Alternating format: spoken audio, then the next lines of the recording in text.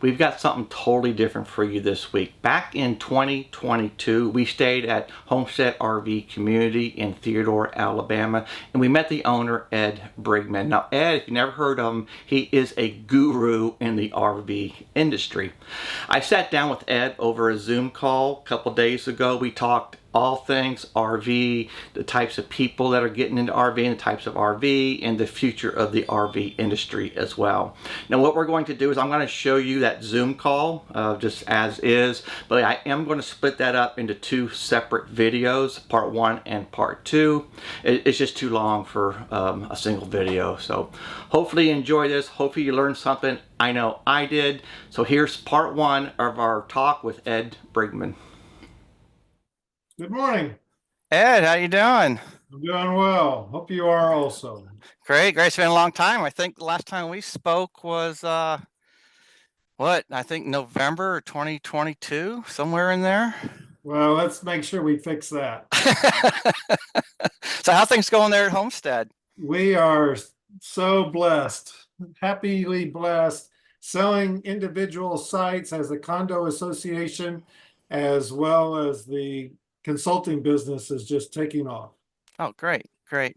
Now, it's been a while. I know we did an interview. Like I said, it's been roughly 2 years ago. We talked about the future of the RV industry, and we wanted to get back together again.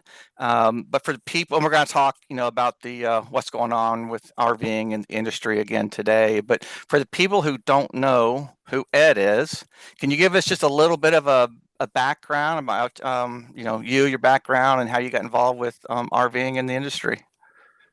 I am an Air Force electrical engineer. I was trained in the Air Force to be an electrical design engineer. After I got out of the Air Force, I went to work at Motorola and started winning a lot of accolades and patents. And Motorola was tasked with identifying how we could compete better with our foreign adversaries. And so we created Six Sigma, and I'm one of the original 5 co-authors of Six Sigma. We won the first Malcolm Baldrige Award presented by Ronald Reagan, and as part of that, myself and a couple other guys were asked to tour the United States for the next 3 years and go into many large companies within the United States and introduce them and help them with Six Sigma, which is process steps that help a company reduce waste, reduce cost, exceed customers' expectations while creating a profit, while maximizing the profit. So that Six Sigma and exceeding customers' expectations has just been ingrained in me ever since we won the award in 1990. So 34 years, I guess.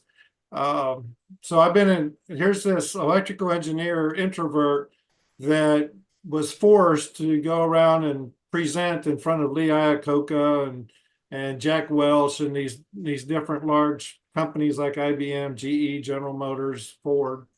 And so I really love it. I really enjoy helping people to exceed their customers' expectations and excel. So I created EOB Consulting to empower others to be their best. And then in 2010, there was a big oil spill out in the Gulf. BP Oil Company was fined $24 billion, and it all had to be spent in the tourism industry along 200 miles of the Gulf Coast. And I said, that's where I need to be. So I spent a couple of years researching and figuring out what was going on. The RV industry is expanding and growing in double-digit growth every year, and it's a 100-year-old mature industry. It's being fueled by younger, more diversified groups, and I said that's a good industry to be in. So that's why I got here. That's how I got here. That's something you just actually brought up, something I wanted to mention to you. We're full time. Dean and I do this full time. We're doing it about 3.5 years now, and we are running into more and more younger people and younger families. Is that what you're seeing as well? Absolutely, absolutely. So the average price of a home in 2023, the average price of a brick and mortar home in the United States was $571,000. It had gone up from 370 a couple of years before. So the price of a new home is just beyond the reach of the average first-time home buyer. And then combined with interest rates at being at a relatively high, it's just put the payments way too far out of reach. So if you can qualify for a automobile loan, you can qualify for an RV loan. They're considered similar.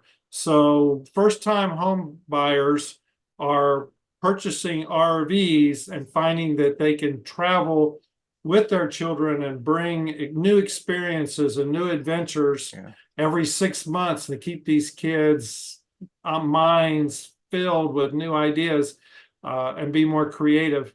And 60% of the people who were working in an office prior to COVID are not returning to an office.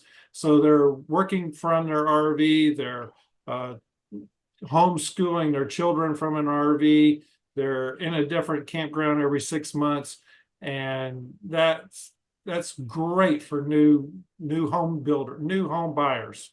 Yeah, it's funny you mentioned that because that's something that we learned that years and years ago. We took our kids to Yellowstone a long time when they were younger, and I thought there was nothing better than hands-on seeing something. Be able to you can read stuff in books all you want, but to actually be there and see it and experience it's a whole different. Absolutely. Imagine teaching history and going to Mount Rushmore and asking your children, well, talk to me about these 4 presidents. And it's such a, it makes it so much easier to be a parent.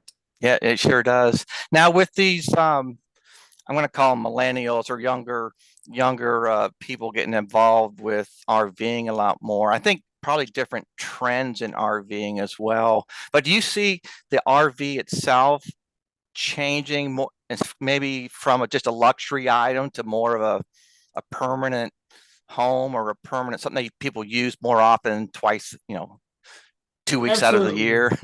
Absolutely. Up until 10 years ago, people would use their RV a couple of weeks out of the year, as you mentioned, because they were working at an office or a factory, and they would get a couple of weeks off each year for a vacation.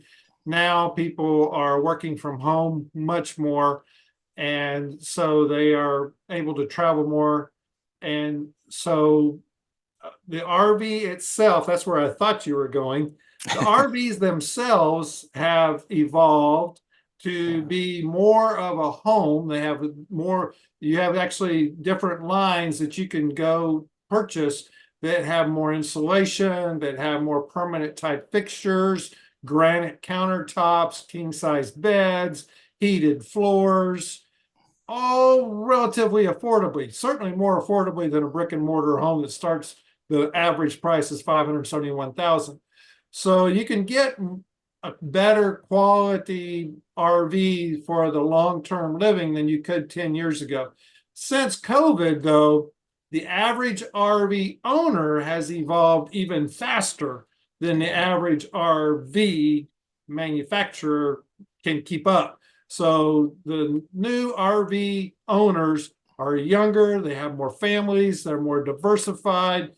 Races, they have more diversified races. We're seeing a lot of Hispanics and Asians more so than we did before. In 2023, there were 326,000 new RVs sold, and the majority went to millennials. Millennials purchased more than any other group.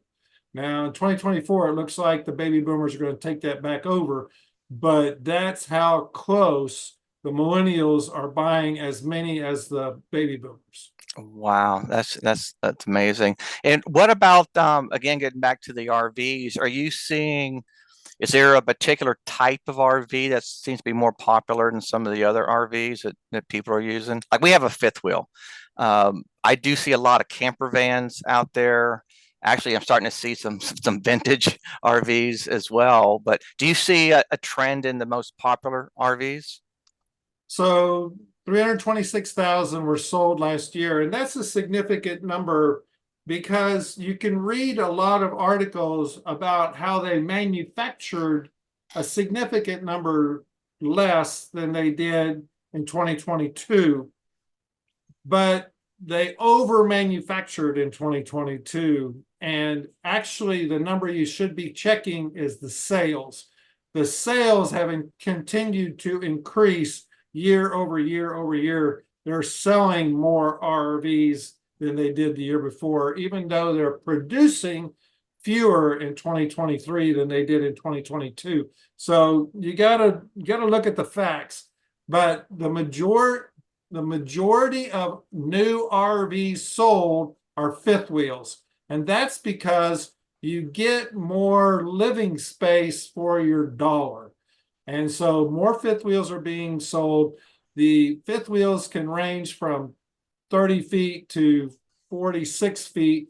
You can get some custom builds at 52 feet, but 45, 46 is about as big as you can make, you can find on a camping lot. But the average fifth wheel that was sold was 42 feet in length. Okay, wow. Yeah, we're right at 45. So yeah, I know they do seem like they're getting bigger and bigger and bigger. I know a lot of the older RV destinations, I don't think they can quite handle some of the bigger rigs. I think that's an issue, but I think we'll talk about some destinations here in a little bit. And speaking of destinations, well, let me ask you one more thing. So with the new, I guess, clientele or the different RVers, are they looking, do you think they're looking for any amenities? And specifically, I think a lot of people like myself, I do work full time. I'm assuming a lot of these younger people, they're probably working full time as well. So when they go to an RV destination, they probably have different needs than a retired RVer. Um, they have a lot of the same needs. They just need them more. And that's a weird way of saying it, maybe. High-speed internet is no longer something that you negotiate about. High-speed internet is mandatory. The RV destination owner should not be charging for high-speed internet. It should be as common as a road and a site. Okay, everybody, whether it's baby boomer or millennial who's working full time and trying to educate their children at home, everybody has to have high-speed internet. Cable is a thing of the past. Nobody cares about cable anymore. Pools, depending on your climate, if you're in the south and it's 100 degrees, pools are a nice way to reward yourself. Not so important there's 5 different RV destination types, and there's not as important depending on your location. But high-speed internet, laundry. So you have to realize the evolution is that where we mentioned before, people used to stay at a place for 2 weeks. Well, you can carry 2 weeks worth of dirty laundry home. Yeah. That's not a big deal. But when you're staying an average now of 4 to 6 months, you've got to have an efficient laundry on site. That's becoming more and more prevalent. So high-speed internet, laundry is important, and that would lead to the conclusion that the same RV is taking up the same site now an average of 4 to 6 months. So where you used to turn that site over 26 times a year, every other week, now you're turning that site over 4 times a year. So you've only got 4 customers on that site per year, where you used to have 26. This is increasing the demand for RV sites. I could see that. Yeah. So like I said, we're full time, but we travel roughly every 2 weeks. We're always on the move, roughly, give or take roughly 2 weeks. But it sounds like you're saying a lot of, I'll call them full timers, they're they sound like they're more like permanent or semi full timers. If you're going to stay somewhere for 4 months, maybe in Florida for the winter or up north for the summer, is that what you're seeing a lot of that as well? Yes, here at Homestead RV Community, we're the most technologically advanced RV destination in the world. This is the place that I own myself, Homestead RV Community.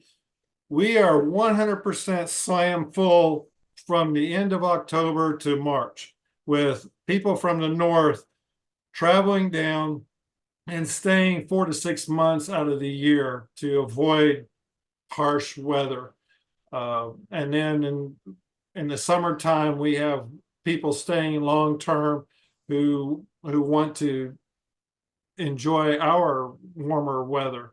Now, you said you change every 2 weeks. A lot of people find it kind of a hassle to hook up to the RV to move every couple of weeks. If you're homeschooling your children, if you're working from home like you are, you find a place that has high-speed internet that satisfies everything you want, that's close to some amenities that you want to go look at, Bellingraph Gardens, the USS Alabama, the Space Needle or whatever. It takes the average person more than 2 weeks to explore an area. So we call long-termers people who stay longer than a month. And we find almost everybody stays longer than a month. Of course, you also have your traveling nurses, you have your traveling welders, you have people in construction. They very, very, very seldom stay less than 3 months, even if they're only doing the concrete work in this Walmart distribution center that's being constructed within 20 minutes of you. They're going to stay at least 3-4 months. Yeah, you mentioned that we just left. There was a traveling nurse next to us on one side, and the other side was a construction guy. So we see that I'm not quite lying, a bit. man. I can vouch that we see that all the time. Now, there's something else you just mentioned a little bit ago. You talked about different types of RV destinations. I think you said there's like 4 or 5 of them. Five. Five. There's 5 different RV destination types, and that's new. That's relatively new. Most people don't understand what I'm talking about, and I'll try to go through this briefly. I suggest that people go look at my website, eob-consulting.com. There's a whole article that will explain this in more detail. Take you 10 minutes to read it. It won't cost you a penny, but it will make so much more sense of what we're seeing as the RV industry evolves. But basically, believe it or not, RV parks have been around for 100 years. Airstream celebrated 100 years in business in 2019. So, and when Airstream was founded, there were already 40 some other people who were building chassis, taking Model T chassis and putting a permanent living structure on it.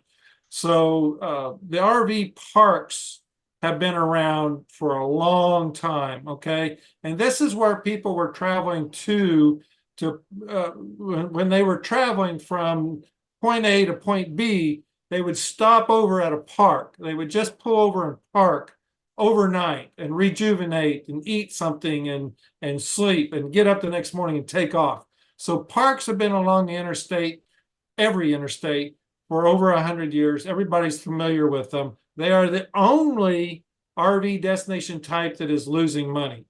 That's really? Key to know, okay? Now, where these people were going, they were going to Mount Rushmore, they were going to the Grand Canyon, they were going someplace that they wanted to stay for a couple of weeks because of the local amenity, whether that was the Grand Canyon or Mount Rushmore or whatever. Okay, so they camped near this amenity, Mount Rushmore, for example. They camped out there for a week or two at a time. They stopped overnight at a park. Both of these have been around for 100 years. But in in 2017, the average RV sold for $109,000. So people are looking out the window and they're saying, I'm only using this thing 2 weeks out of the year, and I've paid way too much money for that. I need to use it like once a month. I would like to have a 2-day weekend, a 3-day weekend once a month, and go someplace close within 100 miles of Metroplex where I live, and set up and be able to enjoy that location on Saturday and be back home Sunday night and ready to go back to work on Monday. So resorts were created within the last 10 to 12 years, located within 100 miles of Metroplex. If you can find Dallas, Fort Worth, Waco, Austin, if you can get within a triangle of 2 or 3 Metroplexes, if you can get in the center of that, resorts are awesome. Okay. Yeah. But you have to have the amenities that attract these people. Once they get there, they want to play pickleball, they want to be in a pool, they want to have a fitness center. Saturday needs to be entertainment day. Okay. So resorts popped up. Well, then, as we've been discussing, within the last, especially since COVID, but within the last 5-6 years, people are living long term in the same location. So communities have been created more recently, and these are places where people are staying 4 to 6 months at a time, educating their kids, traveling nurses, traveling welders, construction workers. They want to live in a community that's safe, quiet, a good, healthy environment, just exactly like a brick and mortar community. And then finally, the fifth one is a hybrid. And so you have something like a park that was built for overnight guests, but you see the same camper in there for months at a time. The wheels are flat. They've got a wooden staircase going up to the door. They've got trees and shrubbery growing around the thing. They couldn't move it if they wanted to. That is taking one RV destination type and using it as a different RV destination type. It's a hybrid in between. So that's how I prove that camp parks are losing money, because you don't see someone taking a community and turning it into an overnight stay. You see people taking a campground or a park and turning it into a long-term stay. Okay. Yeah, that makes sense. And I think we see that as well with just our experiences traveling around. Hopefully you learned something. I know I did. I really enjoyed our talk with Ed. Now again, this is part 1. Make sure you watch next week, part 2, as we wrap up our conversation with Ed Bridgman. Remember, always live life to the fullest.